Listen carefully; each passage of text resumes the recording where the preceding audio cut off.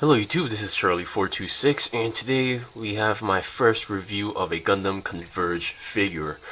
I recently bought a Byron Gundam Converge figure, and I really got into it, so I decided to make reviews out of it.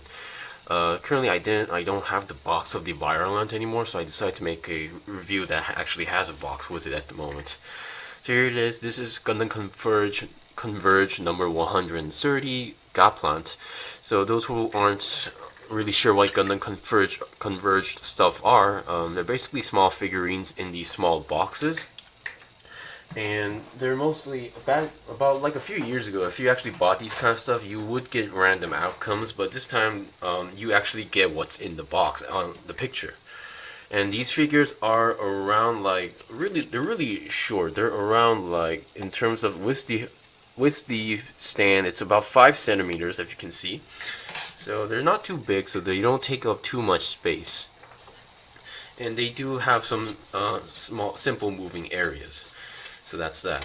So as usual, let's get on with the components. First of all, what you get, of course, is the box and the figurine itself. The figurine, it does not come in entirely, built. It comes in separate pieces. So for this in case, I'll show you a picture of how it came in, but it comes in separate pieces. You get the stand, you get the main body with the arms attached for this case, and then you get the sideburns or the side weapons on the side. So that's how it comes in entirely. And this one, for example, let me get the stand out of the way. This one actually came, I'm assuming that this thing came directly from Japan, because this one actually came in with a piece of gum. In Japan, or in Korea for example, we call these candy toys, because they actually give you some candy pieces within these boxes.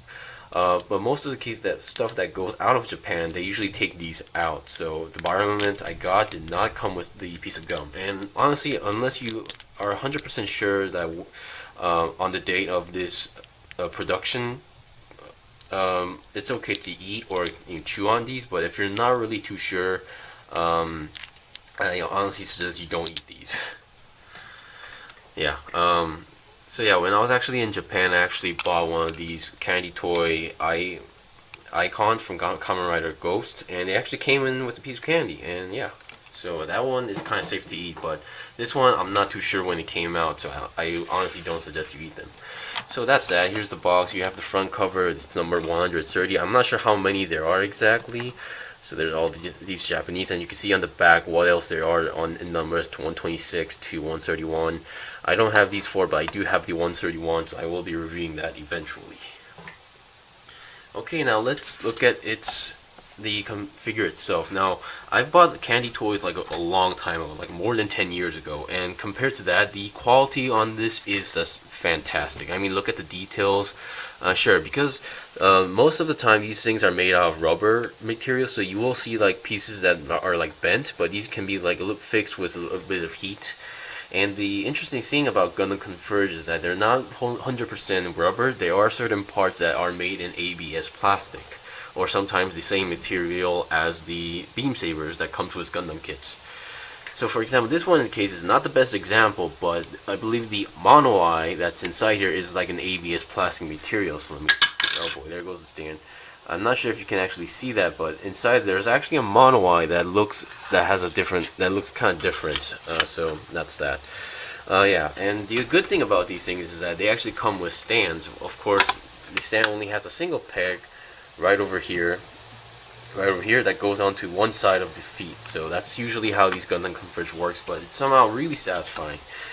So on my review, I'm basically going to show you how big it is and then what parts that you can separate or move. For this case, you can separate these weapons if you look at the picture I just showed, but once you put these in, you're not pretty much going to take them out, but you can move the arms like that. They can move 360.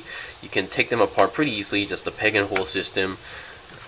And then lastly, let me take this out. You have the hands that can come out. Sometimes these kind of parts would not come out too easily because they're really stiff. So just don't force them too much because they might break. So as you can see, I did not show this example because that's really tightly in. So yeah, And for the back, there's not much to show, but you can see all these molded in details. So if you're really into panel lining or coloring, this could be also a very good practice to panel line, because there's a lot of stuff I can see they can panel line and or make it even look better than it is. So that's pretty much it for the review.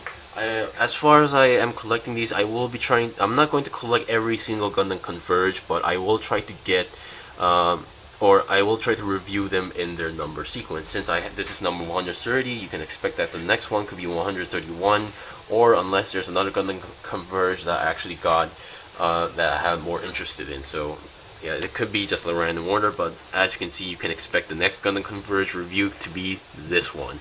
I will try to review the Bioland soon, but I'm gonna have to find another box for that, just letting you guys know. Oh boy, sorry about that.